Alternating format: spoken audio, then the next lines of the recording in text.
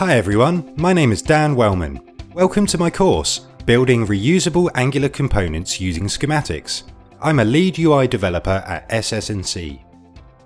Learning how to build an Angular schematic can help you create fully configured reusable components that you can quickly generate in numerous projects, which can be incredibly useful if you often share code between multiple projects.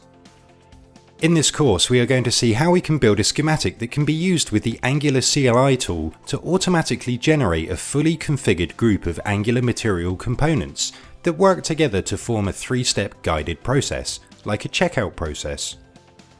Some of the major topics that we will cover include setting up a new schematic project, working with template files, running npm install tasks and external schematics, unit testing a schematic.